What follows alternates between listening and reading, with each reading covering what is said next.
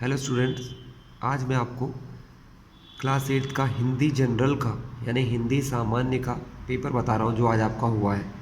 ठीक है, हिंदी सामान्य वालों मतलब इंग्लिश मीडियम के बच्चों की हिंदी। ठीक है, उसका 8th का पेपर का सॉल्यूशन बताऊंगा। ये चीज़ें आपको पुराने बहुत सारे वीडियो में बता चुका हूँ कि आप रोल नंबर कैसे लिखते हो। शाला का नाम यहाँ आता है, डाइस कोड यहाँ आता है, परीक्षा केंद्र का नाम आता है और यहाँ पर डेट आती है। चलिए तो पेपर की शुरुआत करते हैं। तो स्टूडेंट्स, ये आपका पहला क्वेश्चन था। इस प्रकार से आपको एक फॉर्मेट दे रखा था। ठीक है, शैक्षणिक भ्रमण यात्रा कार्यक्रम की सूचना एवं सामान्य निर्देश, दिनांक 15/12/2022, स्थान जबलपुर। शैक्षणिक भ्रमण यात्रा हेतु जाने वाले बच्चे 6/12/2022 को दिन के 11 बजे तक जबलपुर रेलवे स्टेशन पर पहुंचेंगे। जबलपुर से वडोदरा जाने वाली रेलगाड़ी साबरमती एक्सप्रेस जबलपुर स्टेशन पर दिन के ठीक 12 बजे पहुंचेगी। सभी बच्चे रेलगाड़ी में शिक्षकों के साथ S4 कोच में बैठेंगे। रेलगाड़ी में खिड़की से अपने शरीर का कोई भी अंग बाहर न निकालें। सभी बच्चों को शिक्षकों के निर्देशों का पालन करना जरूरी है। दिनांक 8/12/2022 को यात्रा की वापसी शिवपुरी होगी। सभी बच्चे अपने साथ एक दिन का भोजन, एक चादर, पानी की बोतल, 2 जोड़ी पहनने के कपड़े साथ लेकर आए। ये आपका पहला क्वेश्चन था बच्चों। इसमें से आपको चूज द करेक्ट ऑप्शन वाले क्वेश्चन दिए हैं कि यह सूचना संबंधित है किसके विषय में, छुट्टी के विषय में, परीक्षा के विषय में या शैक्षणिक भ्रमण के विषय में। तो ये आंसर है शैक्षणिक भ्रमण के विषय में। छात्र यात्रा पर जा रहे हैं किसके साथ, अपने शिक्षकों के साथ। किस वाक्य में चादर का शुद्ध बहुवचन शब्द प्रयोग किया गया है।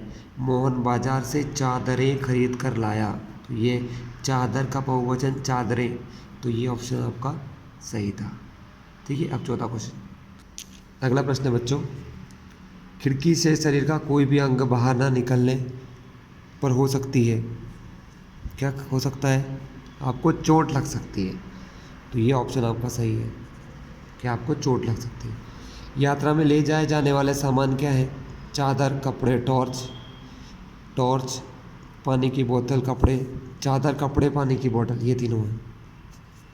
चादर, कपड़े, पानी की बोतल। सूर्य का पर्यायवाची होता है रवि। यह हरा पेड़ है। इस वाक्य में रेखांकित शब्द, ये रेखांकित मतलब ये लाइन जिसके नीचे खींची रेखा, वो क्या है, वो विशेषण है। क्या है, विशेषण। नदी में पक्षी तैर रहे हैं, कौन से तैर रहे हैं, बतख। बतख ये जो तैर भी सकता है और उड़ भी सकता है। सर्वनाम शब्द है राम, आम, फूल नहीं, उसका, एक सर्वनाम शब्द है। किसी व्यक्ति, वस्तु, स्थान एवं भाव के नाम को क्या कहते हैं बच्चों, संज्ञा कहते हैं। क्या कहते हैं, संज्ञा। चलिए अब अपन बात करते हैं 3-3 नंबर के क्वेश्चन आंसर के। तो बच्चों पहला प्रश्न है, कविता हम भी सीखे के अनुसार पेड़ों को दधीची क्यों कहा है। पेड़ों को दधीची क्यों कहा माना गया है। तो बच्चों इसका उत्तर देखते हैं। एक पौराणिक कथा के अनुसार देवताओं ने दधीची ऋषि की हड्डियों का वज्र बनाकर राक्षसों को पराजित किया था। इस तरह दधीची ऋषि ने देवताओं की रक्षा के लिए स्वयं को बलिदान कर दिया था। पेड़ भी दधीची की तरह जग के हित के लिए अपने फल, फूल, बीज, काया आदि सब कुछ न्यौछावर कर देते हैं। संसार के प्राणी उनके फूल, फल आदि खाते हैं। उनकी लकड़ी से विभिन्न चीज़ें बनाई जाती हैं, इसलिए पेड़ों को दधीची माना गया है। नीचे दिए गए शब्दों के क्या लिखना है, विलोम शब्द लिखना है बच्चों। विलोम शब्द जैसे कि औपचारिक, शांति, दिन, कृतज्ञ, सफल, निडर। तो औपचारिक का होता है अनौपचारिक, शांति का अशांति, दिन का रात, कृतज्ञ का कृतघ्न, सफल का विफल, निडर का डरपोक। ठीक है बच्चों, चलिए अगले क्वेश्चन देखें। अगला प्रश्न 13, निम्नलिखित शब्दों से संज्ञा, विशेषण, सर्वनाम छांट कर लिखिए। तुम्हारा फूल लाल, हमारा राजा कोयल। तो इसमें संज्ञा कौन है? तो फूल और राजा, ये संज्ञा है बच्चों, ये दोनों आपको यहाँ लिखना थे। हमारा और तुम्हारा, तुम्हारा और ये हमारा, ये दोनों सर्वनाम है। बचा कौन? लाल और कोमल, ये दोनों विशेषण। क्या है? विशेषण। समझ गए? चलो अगला प्रश्न। निम्नलिखित पंक्तियों का अर्थ स्पष्ट कीजिए। गहरी नदियाँ निर्झर नाले, निर्मल जल दिन रात बहाते, ऊंचे नीचे पर्वत ही तो इन स्रोतों के जनक कहलाते। तो बच्चों ये वो पंक्तियां हैं, ठीक है।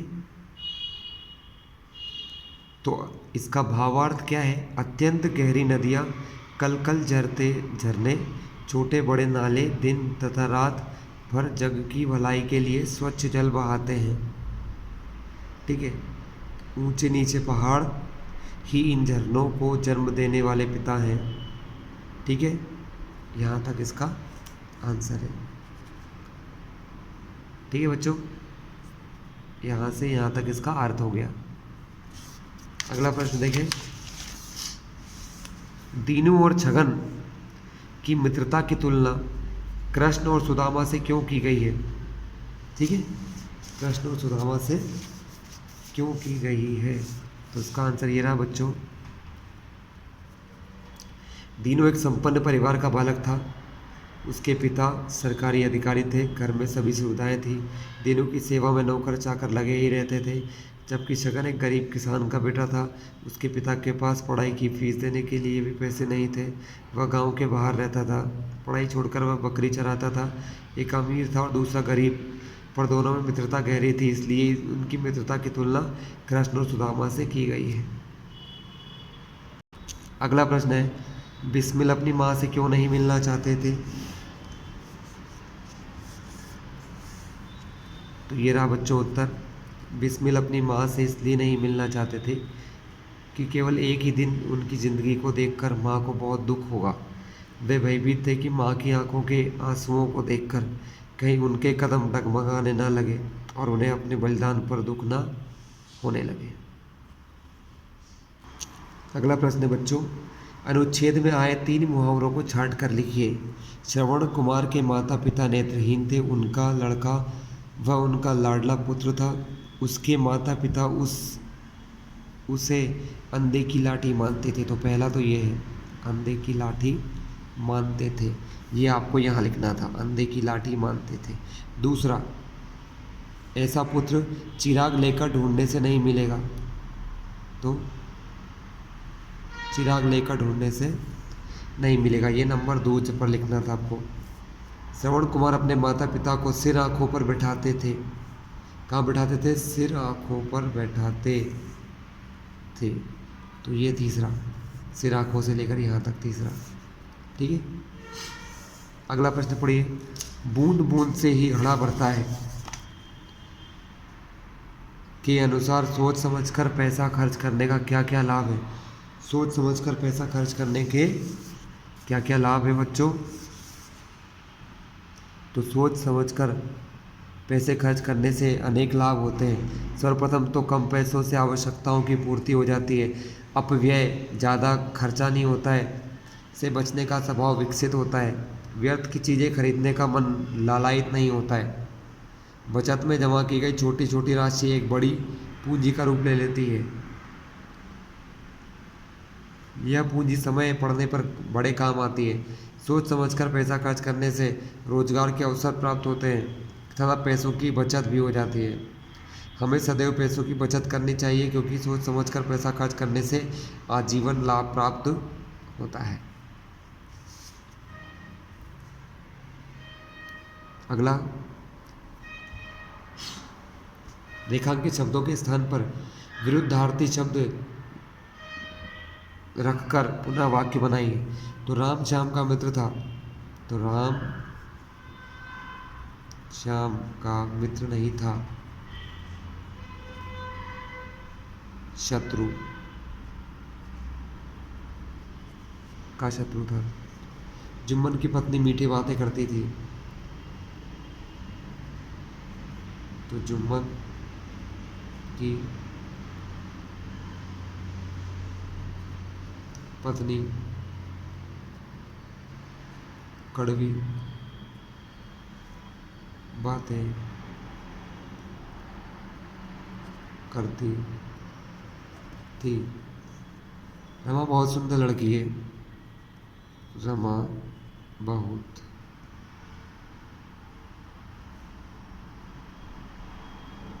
बदसूरत लड़की है।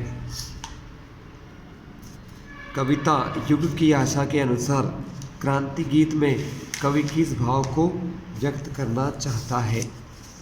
तो बच्चों इसका आंसर है, कवि मानते हैं कि युवा ही विद्रोह के मूलाधार होते हैं।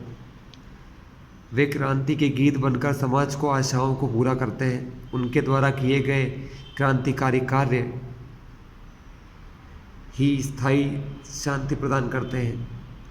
यौवन को सच्ची परिभाषा उथल पुथल कर पैदा कर देना ही है।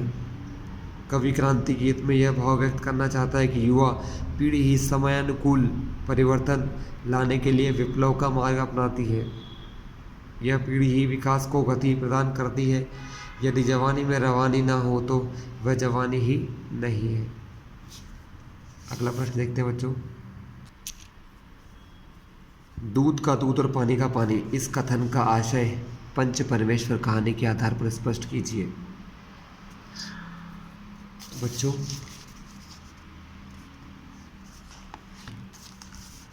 इसका उत्तर है, दूध का दूध और पानी का पानी, यह एक कहावत है। इसका अर्थ है कि सच्चा न्याय दूध और पानी मिला दिया जाए, अर्थात सच्चाई में झूठ मिला दिया जाए, तब दूध अर्थात सच्चाई को अलग और पानी अर्थात झूठ को अलग करके ही न्याय किया जा सकता है। दूध और पानी अर्थात सत्य और झूठ को पहचान कर उसमें भेद कर सत्य को उजागर करना ही कहावत का आशय है। कोई व्यक्ति जब पंच के आसन पर बैठता है तो वह किसी का पक्ष न लेकर सही न्याय करता है। पंच के सामने खोटे को कौन खरा कह सकता है, अर्थात कौन नहीं कर सकता। ठीक है, चलिए अगला प्रश्न।